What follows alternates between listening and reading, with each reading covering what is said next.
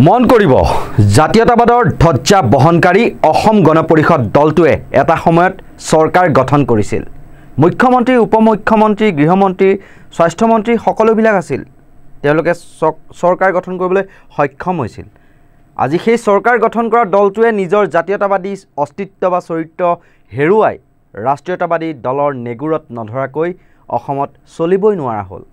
এসময়ত চৰকাৰ গঠন কৰা দলটোৰ এতিয়া মাত্ৰ ৮-৯ গৰাকী বিধায়ক। তথাপিও নাও বুৰিলেও তল নপৰা অসম গণ পৰিষদে বিজেপিৰে মিত্ৰতাত থাকিবই আৰু কাখনৰ বিৰোধ কৰাৰ উপৰিও আদালতত হেনো তেওঁলোকে লেখ আবেদনো দাখিল কৰিব।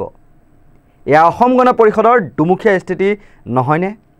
ৰাইজৰ ৰোষত পৰাৰ ভয়ত এটা নাটকীয় পৰিৱেশ সৃষ্টি কৰি বিৰোধ নকৰিলেও নহয় বাবে কাৰ বিৰোধ কৰি কালি এখন সংবাদমেল সম্বোধন কৰিলে ৰঘুমলাৰ নিচিনা অসম গণ পৰিষদে। তাকো আপোনালোকে দেখি থকা দলটোৰ দুই হাইকমাণ্ডৰ উপস্থিতিত নহয়। কেতিয়াবা ভুমুকি মৰা নেতাইহে কাৰ বিৰোধিতা কৰি সংবাদমেল দিলে যদিও চেনেহ নকমিল মিত্ৰ দল বা বিগ ব্ৰাদাৰ বিজেপিৰ প্ৰতি। অগপৰ স্পষ্ট কথা, চৰকাৰৰ লগতো থাকিব কিন্তু কাৰ বিৰোধিতা হেনো কৰি যাব। ই কেনে কথা? কালি সংবাদমেলখনত এটা অতিকৈ হাস্যকৰ কথা শুনিবলৈ পালোঁ। এইগৰাকী অগপ বিধায়ক ৰমেন্দ্ৰ নাৰায়ণ কলিতাৰ মুখেৰে সেই কথা ওলাল। এই কেবখন বোলে কংগ্ৰেছে আনিছিল, তাকো বিধানসভাত হেনো কংগ্ৰেছে পাছ কৰাইছিল। এইখন শুনকচোন। কেব আনিছিল কংগ্ৰেছাই দলৰ চৰকাৰৰ সময়ত। কংগ্ৰেছাই দলৰ চৰকাৰৰ সময়ত কেবখন আনি বিধানসভাত পাছ কৰি তেওঁলোকে কিন্তু কেবটো আনিছিল। এতিয়া সাপ হৈ উঠি এতিয়া কি কৰিব গৈছে? বেজ হৈ জাৰিব গৈছে। কলিতা ডাঙৰীয়া, ৰাইজক কিমান আৰু বুৰ্বক বনাব আপুনি? অপপ্ৰচাৰৰ সীমা থকা উচিত। আজিকালি AI বা কৃত্ৰিম বুদ্ধিমত্তাৰ যুগ।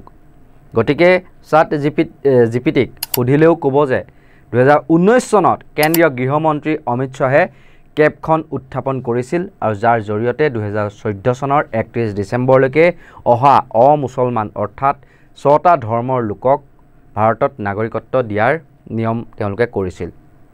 লক্ষ্য কিন্তু হিন্দু বাংলাদেশীক নাগৰিকত্ব দিয়াহে আছিল। আৰু সেই আইনকে পুনঃ সংশোধন কৰি অনুপ্ৰৱেশ বিদেশীক ৰেহাই দিয়াৰ নিৰ্দেশ 2025 জৰিয়তে 10 বছৰৰ সীমা বৃদ্ধি কৰি 2024 চনৰ 31 ডিচেম্বৰ পৰ্যন্ত কৰি পেলালে। তাৰ পাছতো এইগৰাকী অগপৰ প্ৰাক্তন সাংসদ কুমাৰ দীপক দাসৰ দাবী, অসম চুক্তিৰ জৰিয়তেহে হিন্দু বাংলাদেশীয়ে নাগৰিকত্ব লাভ কৰিছিল। 1971 চনক ভিত্তি বছৰ কৰি যিখন অসম চুক্তি কৰা হৈছে, এই অসম চুক্তিৰ দ্বাৰাহে আজি যিসকল হিন্দুৱে ভাৰতীয় নাগৰিকত্ব পাইছে সেইখনৰ দ্বাৰাই পাইছে। তাৰ আগত তেওঁলোক ৰিফিউজি আছিলে আৰু অসম চুক্তিয়ে তেওঁলোকক এই হিন্দুসকলক নাগৰিকত্ব দিছে। গতিকে হিন্দুসকলক নাগৰিকত্ব দিয়া সম্পৰ্কত আমাৰ দ্বিমত একো নাই। 2019 চনৰ জানুৱাৰী মাহৰ কথা বাৰু আপোনালোকৰ মনত আছেনে? অগপৰ 3 নেতা ক্ৰমে অতুল বৰা, কেশৱ মহন্ত আৰু ফণীভূষণ চৌধুৰীয়ে মন্ত্ৰীৰ পৰা পদত্যাগ কৰি এখন নাটক ৰচনা কৰিছিল। আৰু তাৰ পাছত যে অতুল কেশৱে সংবাদ মাধ্যমৰ আগত মধুবাণী শুনাইছিল, শুনি লওকচোন।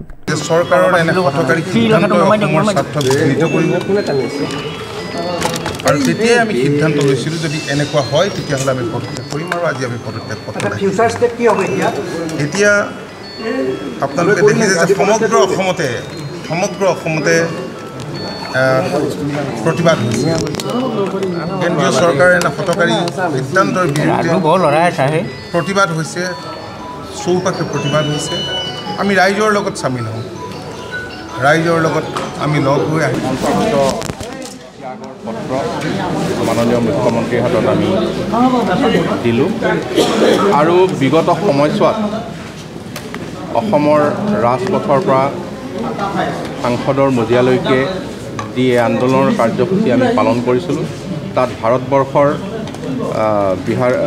বহুকেইটা ৰাজনৈতিক দলে NDAৰ ভিতৰত থকা আৰু NDAৰ বাহিৰত থকাও বিহাৰৰ মুখ্যমন্ত্ৰী নীতিশ কুমাৰ ডাঙৰীয়াকে প্ৰমুখ্য কৰি JDU, তাৰপিছত আমাৰ শিৱসেনা তৃণমূল কংগ্ৰেছ বা অন্যান্য যিকেইটা দলৰ ওচৰত আমি গৈছিলোঁ তেখেতে সকলে অসম গণ পৰিষদ দলৰ অনুৰোধ ৰাখি সাংসদৰ মজিয়াতিয়াৰ বিৰোধিতা কৰিছিল আৰু তেখেতসকললৈ অসম গণ পৰিষদৰ তৰফৰ পৰা আমি কৃতজ্ঞতা আৰু ধন্যবাদ জ্ঞাপন কৰিছোঁ। কিন্তু শেষ মুহূৰ্তলৈকে আমি যুঁজি যাম বুলি অসমৰ ৰাইজক প্ৰতিশ্ৰুতি দিছিলোঁ। আমি প্ৰাক মুহূৰ্তলৈকে যুঁজি গৈ যিহেতু কেন্দ্ৰীয় চৰকাৰৰ ইয়াত যি মানে নাচুৰ বান্ধা এক সিদ্ধান্ত আমি দেখা পালোঁ আৰু তেওঁলোকে কোনো কথাতে ইয়াক মানি নল'লে আৰু তাৰ কাৰণেই আমি আজি পদত্যাগ পত্ৰ দিছোঁ আৰু অসমৰ জনসাধাৰণৰ ওচৰত আমি কৃতজ্ঞ আৰু আমি ধন্যবাদ জ্ঞাপন কৰিছোঁ। অসম গণ পৰিষদ দলৰ এই দীঘলীয়া যুঁজখনত ৰাইজৰ যিখিনি সঁহাৰি আৰু ভাৰতবৰ্ষৰ বিভিন্ন ৰাজনৈতিক দলৰ যি সঁহাৰি সকলোকে আমি কৃতজ্ঞতা আৰু ধন্যবাদ জ্ঞাপন কৰিছোঁ। পুনৰ কৈছোঁ, অতুল বৰা কেশৱ মহন্তৰ এনে সুলুক ঢিলা দুৰ্বল স্থিতিৰ বাবেই এসময়ত চৰকাৰ গঠন কৰা অসম গণ পৰিষদৰ এতিয়া এনে নিশকতীয়া ৰঘুমলা পৰজীৱীৰ দৰে অৱস্থা হৈছে। ঠন ধৰি বা মূৰ তুলি জাতীয়তাবাদৰ ধ্বজা উৰুৱাব পৰা নাই অসম গণ পৰিষদে। অগপৰ এই স্থিতি দেখি প্ৰতিক্ৰিয়া প্ৰকাশ কৰিছে যুৱ নেতা বেদান্ত লস্কৰে। অগপৰ তিনি নেতাক কটাক্ষ কৰি তেওঁ কি ক'লে আমি এই মুহূৰ্তত আপোনালোকলৈ বুলি আগবঢ়াইছোঁ। এইবাৰ 2024 নিৰ্বাচনত অসমীয়া মানুহৰ ঘৰবিলাকলৈ গ'লে এই দলৰ নেতৃবৃন্দ অসমীয়া মানুহৰ মহিলাৰ পেটিকোট মেখেলা আৰু বুটি বাহনীৰে ঘৰৰ পৰা উলিয়াই খেদিব লাগে। অসম গণ পৰিষদে আজি আমবাৰীত কাৰ বিৰুদ্ধে সংবাদমেল দিছে। লাজ লাগিছে। নীলাজৰ দল অসম গণ পৰিষদ নামৰ দলটো নীলাজৰ দল, এটা দালালৰ দল যাৰ নামেই হৈছে অসম গণ পৰিষদ। বিদেশী খেদাৰ নামত আন্দোলন কৰিলে। আন্দোলন কৰি অসম গণ পৰিষদ হ'ল। অসম গণ পৰিষদে 85ত চৰকাৰ গঠন কৰিলে। 855 জন অসমীয়া মানুহ শ্বহীদ হ'ল বিদেশী খেদাৰ নামত। আৰু এতিয়া অসম গণ পৰিষদে আজি নীলাজ এই দলটোৱে আজি কৈছে যে যি ভাৰত চৰকাৰে 10 বছৰ এই আইনখনক বঢ়াই দিছে সময়সীমা, তাৰ বিৰুদ্ধে তেওঁলোকে সংবাদমেল দি বিৰোধিতা কৰিছে। অসম গণ পৰিষদে বিৰোধিতা কৰাৰ এই নীলাজ দলটোৰ সামান্যতম অধিকাৰ নাই।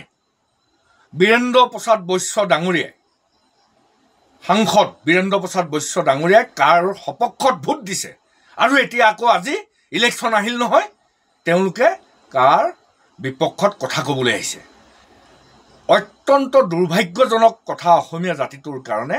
অসম গণ পৰিষদৰ নিচিনা জনগণক প্ৰতাৰণা কৰা, অসমীয়া জাতিটোক লুটি পুতি খোৱা, আপোনালোকে নিশ্চয় জানে যে প্ৰফুল্ল মহন্তৰ দিনত কিমান মানুহক, কিমান অসমীয়া ডেকা ল'ৰাক অসম গণ পৰিষদে হত্যা কৰিলে। প্ৰফুল্ল মহন্তই কিমান কেলেংকাৰীত ফচিলে। অকল অসম গণ পৰিষদ নামৰ দলটোৱে দুৰ্নীতি, জনগণৰ ধন, ৰাইজৰ ধন লুটি পুতি খাবৰ কাৰণেই অসম গণ পৰিষদ জন্ম হৈছে। সেইকাৰণে সমগ্ৰ অসমবাসী ৰাইজে এই দলটোক এইবাৰ 24 নিৰ্বাচনত অসমৰ যাতে প্ৰতিঘৰ অসমীয়া মানুহৰ ঘৰলৈ যাতে যাব নোৱাৰে, তাৰ কাৰণে অসম গণ পৰিষদ দলৰ মানুহ আহিলেই পেটিকোট মেখেলা আৰু বুটি বাহনীৰে ঘৰৰ পৰা উলিয়াই খেদি দিয়াৰ প্ৰয়োজন আহি পৰিছে।